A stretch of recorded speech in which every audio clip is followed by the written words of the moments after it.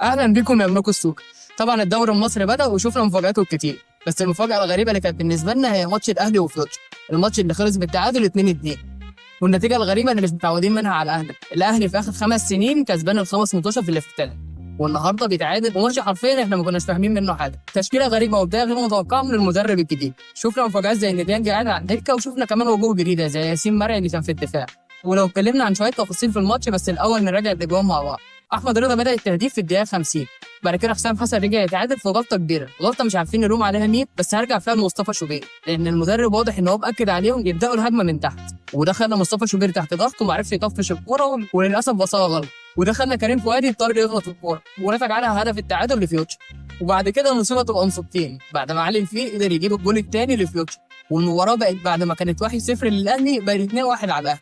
وفي اخر دقايق المباراه الحسنه اللي تعتبر وحيده في الماتش، ياسين مرعي يعرف يجيب جول التعادل، والحاله من الهزيمه كانت ممكن تبقى كارثيه.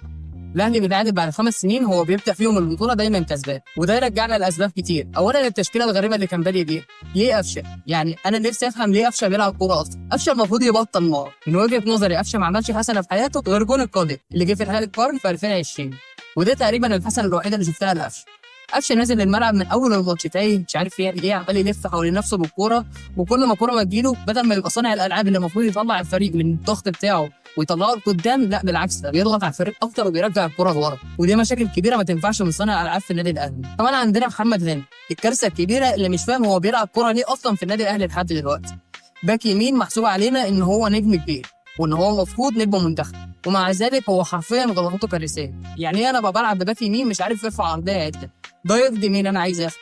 باك يمين حرفيا ما عملش عرضيه عدله في اول الماتش، ده احنا شفنا احمد السيد زيزو عمل عرضيتين، العرضيتين جم جوان، وعندنا الباك بتاعنا مش عارف يرفع كوره اصلا، والمفروض ان المدرب معتمد على خروج الباكات عشان هم اللي يرفعوا العرضيات، ومع ذلك ما شفناش عرضيات سواء من محمد هاني اللي كان زيزو بيفضله مساحه كبيره جدا وكان بيعرف يخرج لقدام بس ما بيرفعش عرضيات، بالعكس ده كان بيرجع بالكره لورا ويبطئ الهجمه. وما شفناش حسنه في الماتش غير لما كريم فؤاد نزل اللي عرف يخرج بالكره ورانا فكره المدرب كان ايه، ده اللي احنا كنا مستنيين، بس المفروض كنا مستنيينه من محمد هاني اللي هو كابتن الفريق، ومع ذلك محمد هاني ما عرفش يقدم اي حاجه، وكالعاده كل المباراه من سيء لاسوء. وكمان المدرب اللي عليه علامات استفهام كتير، ليه انا يبقى معايا واحد زي ديانج على الدكه ومقعده؟ لو معايا ديانج كان هيعرف يخرجني بالكره بمنتهى السهوله، ليه يبقى معايا واحد زي ديانج ولحد دلوقتي انا بقعده على الدكه؟ علامات استفهام كتير جدا على النقطه دي.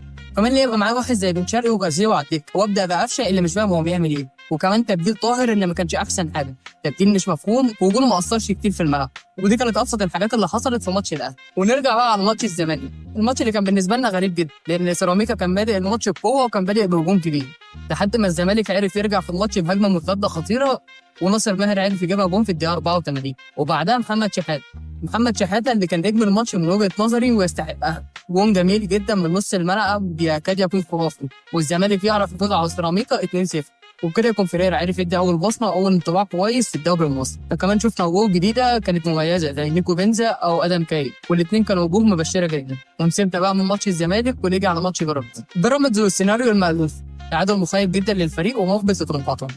شفنا تعادل سلبي مع وادي دجله الوافد الجديد اللي لسه صاعد من دوري الدرجه الثانيه، بس قدم مباراه رائعه، فريق مميز جدا وشكله كويس وعرف يقدم كوره كويسه قدام بيراميدز. وكمان الموضوع صعب على بيراميدز بعد الطرد الغريب اللي كان في الدقيقه 16 وعقد عليهم الامور جدا وخلاهم مش عارفين يمسكوا الكوره، وبرغم كده شفنا طرد ثاني لوادي دجله في الدقيقه 65، كنا فاكرين ان ساعتها بيراميدز خلاص هيكسب الماتش وهيعرف يعوض النقص العدد اللي كان بيلعب بيه، بس شفنا طبعا فقر في الهجوم في فريق بيراميدز، وشفنا ان هم مش عارفين يطلعوا كوره واحده منظمه، ولولا ستر ربنا معاهم كان الماتش ده خلص فوز لوادي دجله كمان مش تعادل بس.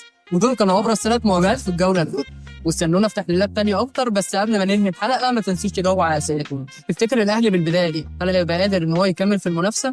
وهل بيراميدز الموسم ده هيقع بعد ما شفنا الاداء السيء في اول ماتش؟ وتفتكر كمان الزمالك هيقدر يحقق اللقب اللي غايب عنه بقاله كتير؟ استنونا في حلقات تانية اكتر في الصيف.